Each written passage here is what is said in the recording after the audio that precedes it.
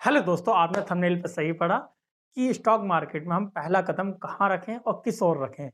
तो बिगिनर जो हैं, पहला तो कदम अपना इक्विटी की ओर रखें, पर इक्विटी के बाद भी और क्या-क्या हैं जो मार्केट में जिस ओर बिगिनर को मतलब धीरे-धीरे बढ़ना चाहिए। इक्विटी के बाद आप आएँ इंट्राडे, इंट्राडे के बाद आएँ इंडेक्स में, इंडेक्स के बाद मतलब ऑप्शन ट्रेडिंग जिसे बोलते हैं। फिर ऑप्शन के बाद आएँ आप फ्यूचर में। अब आप जब ये सबसे फ्यूचर जो है वो सबसे लास्ट का है। तो अच्छा इनमें होता क्या-क्या है? मतलब इक्विटी में क्या होता है, इंट्राडे में क्या होता है, ऑप्शन में क्या होता है, फ्यूचर में क्या आता है? हम इस बारे में जानेंगे। इक्विटी में जो होता है हमारा, इक्विटी में होता है मतलब हम शेयर्स ले सकते हैं, बेच सकते हैं। उसमें हमारा लॉन्ग टर्म के लिए होता है। उसमें कोई हमारा इसमें चार्जेस भी नहीं कटता है। इक्विटी हमारा होता है लॉन्ग टर्म के लिए। इक्विटी में यह है कि रिलायंस हो गया, टीसीएस हो गया, टाटा हो गया, इन्फोसिस हो गया, विप्रो हो गया और फिर बहुत हैं जो शेयर्स की मतलब आप जिन्हें ले बेच सकते हैं। उसे बोलते हैं हम इक्विटी। अच्छा, इक्विटी के बाद आता है हमारा इंट्राडे। इंट्राडे में होता है कि हम आज ही लेंगे और आज ही बेचेंगे। सुबह जब 9:15 से मार्केट खुलेगी और 9:30 साढ़े 3 तक मार्केट जब तक क्लोज़ होगी, हम जब तक इंट्राडे में उस शेयर्स को रख सकते हैं। उसमें ये होता है कि आपको मार्जिन मिलता है। मार्जिन मतलब जिस शेयर्स की वैल्यू 2-3 हज़ार रुपए होगी, तो वो आपको 300 या 400 रुपए का एप्रॉक्स मिल जाएगा। उसे बोलते हैं मार्जिन। जब मार्जिन मिलता है, तो हम उसमें ज़्यादा क्वांटिटी बाय कर सकते हैं। उसका 1-2 रुपए भाव बढ़ेगा, तो हमारा कई सौ रुपए बढ़ेंगे, जिससे कि वो हमें आज के आज ही हमें लेके और बेचना होगा। पर उसमें कई रुपए जब 1-2 रुपए बढ़ेंगे, तो कई सौ रुपए मिलेंगे, पर 1-2 रुपए जब घटेंगे, तो हमारे कई सौ रुपए भी घटेंगे। इस बात को बिगिनर खास तौर से ध्यान रखें। फिर उसके बाद हमारा आता है ऑप्शन। ऑप्शन में क्या होता है? ऑप्शन में पूरी लॉट रहती है, लॉट का साइज़ रहता है। जैसे कि ऑप्शन जो होता है वो एक्सपायर होता है वीकली और जो इंट्राडे का जो शेयर्स रहते हैं ये मंथली एक्सपायर होते हैं। मतलब मंथ में जो आपने कोई भी शेयर्स लें या उसकी या लॉट लें तो वो मंथ में ज़ीरो हो जाती है। और ऐसे ही ऑप्शन में भी जैसे कि निफ्टी की या बैंक निफ्टी की या निफ्टी फार्मा, निफ्टी मेटल ये किसी भी इंडेक्स को लें वो वीकली हमेशा एक्सपायर हो जाएगी। मतलब कोई भी आपने कॉल या पुट ली तो वो वीकली एक्सपायर हो जाएगी। अच्छा, कॉल या पुट होती क्या है? मतलब जैसे कि हमारा एक बैंक निफ्टी है। बैंक निफ्टी कई सारी बैंकों में कम से कम जिसमें एचडीएफसी हो गया, इंडसइंड बैंक हो गया और एक्सिस बैंक हो गया, एसबीआई हो गया।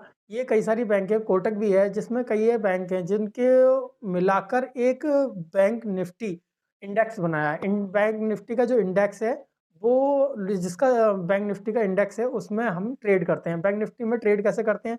जैसे बैंक निफ्टी का 42,000 का चल रहा है, तो 42,000 का जो चल रहा है उसमें हम आप ये देखेंगे कि उसका स्ट्राइक प्राइस मतलब जब उसका हम ऑप्शन खोलेंगे, ऑप्शन में हमें स्ट्राइक प्राइस चूज़ करेंगे मतलब जो चल रहा होगा इन द मनी या आउट द मनी, वो आगे चल के बताएँगे in the money, out the money क्या होता है। पर आप स्ट्राइक प्राइस चुनेंगे फिर उसमें कॉल और पुट आती है, तो कॉल या पुट चुनेंगे, जो भी चुनेंगे वो होता है 25 का, मतलब 1 लॉट होती है 25 की। जब उससे 25 की हम लेते हैं, उसे बाय करेंगे और फिर उसे शाम तक हम 3:30 तक सेल करेंगे।